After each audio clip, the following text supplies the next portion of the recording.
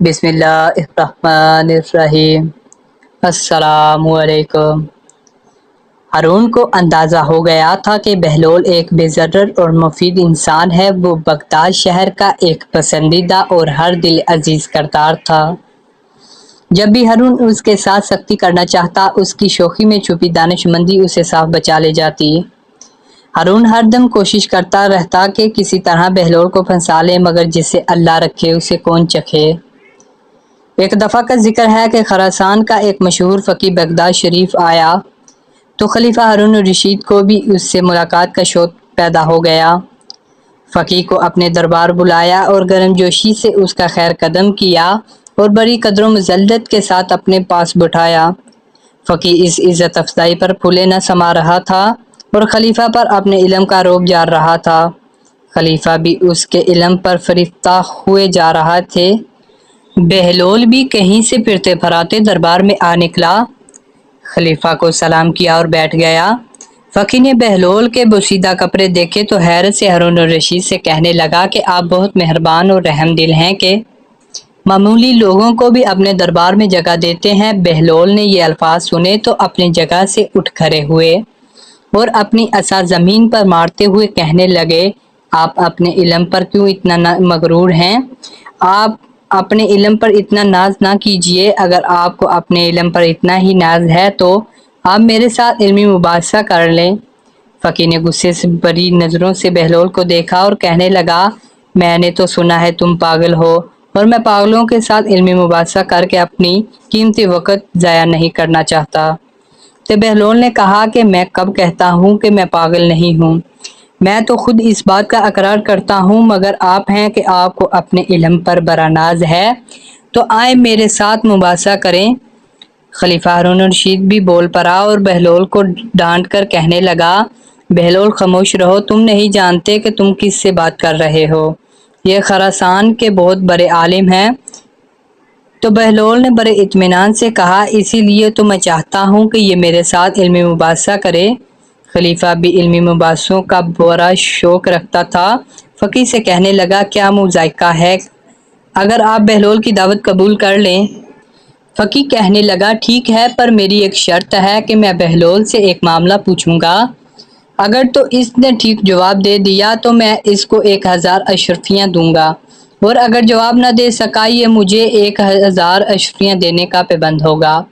بہلول مسکرا دیا اور کہنے لگا، فقیروں کے پاس اتنی اشرفیاں کہاں؟ ہاں، میں یہ کر سکتا ہوں کہ اگر میں معاملہ حل نہ کر سکا تو آپ کا غلام بن جاؤں گا، اور جب تک آپ کی اشرفیوں کی قیمت پوری نہ ہو جائے آپ کی غلامی میں رہوں گا۔ فقیہ نے کہا، مجھے منظور ہے، اور کہنے لگا، تو کیا آپ تیار ہیں جواب دینے کے لیے؟ بہلول نے کہا، ہاں میں تیار ہوں، آپ معاملہ بتائیں۔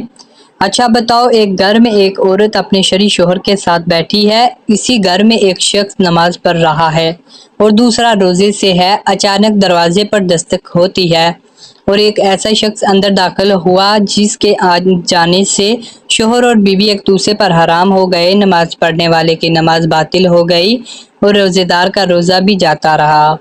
تو کیا تم بتا سکتے ہو کہ باہر سے آنے والا شخص کون ہے؟ دربار میں سناٹا چھا گیا، لوگ ایک دوسرے کا منہ تکنے لگے کہ اتنا مشکل سوال بہلول سے اس کا جواب نہ بن پڑے گا۔ تو اچانک بہلول نے خاموشی توڑی اور بولنے لگا کہ گھر میں داخل ہونے والا شخص گھر میں موجود عورت کا پہلا شوہر ہے جو سفر پر گیا ہوا تھا، اور اطلاع یہ ملی تھی کہ اس کا دوران سفر انتقال ہو گیا۔ تو اس کی بیوی نے اس کے پاس بیٹھے شخص سے عقد کر لیا اور 2 مردوں کو اجرت دی کہ وہ میرے مرحوم شوہر کی قضا نمازیں پڑھیں اور روزے رکھیں۔ اسی اثناء میں اس کا پہلا شوہر واپس آ گیا، چونکہ اس کی موت کی خبر غلط تھی، اس لیے عورت کے پاس بیٹھا شخص جس کے ساتھ اس نے عقد کیا تھا وہ عورت پر حرام ہو گیا۔ نمازیں اور روزے رکھنے والوں کی عبادتیں بھی باطل ہو گئی، اور فقیہ سے بھی پوچھنے لگے کہ حضرت آپ کی بھی اجازت ہے؟ تو فقیہ نے ناک منہ چڑھا کر کہا، ہاں بولو۔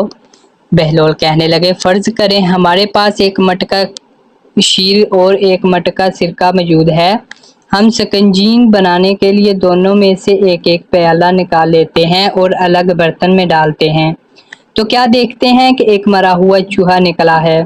کیا آپ بتا سکتے ہیں کہ چوہا کس مٹکے میں گر کر مرا ہے؟ ہارون بہلول کے سوال پر بہت محظوظ ہوا اور ٹکاٹکی باندھے فقی کی طرف دیکھنے لگا کہ اب یہ کیسے اس معاملے کو حل کرتا ہے۔ فقی گہری سوچ میں مبتلا ہو گیا اور کافی وقت کوئی جواب نہ دے سکا۔ کافی دیر کے بعد خلیفہ ہارون الرشید فقی سے کہنے لگے، جلدی جواب ارشاد فرمائیں۔ کافی دیر خاموش رہنے کے بعد فقی بول اٹھا، علی جاں میں یہ معاملہ حل نہیں کر سکا تو ہارون نے بہلول کو اشارہ کیا کہ آپ خود ہی اس کا جواب دے دیں۔ بہلول مسکرائے اور بولے کہ حضرت فقی اب بھی اپنی ناسمجھی کے قائل ہوئے ہیں یا نہیں؟ تو فقی بولے کہ بہلول تم نے مجھے احساس دلا دیا کہ علم کی کوئی حد نہیں ہوتی۔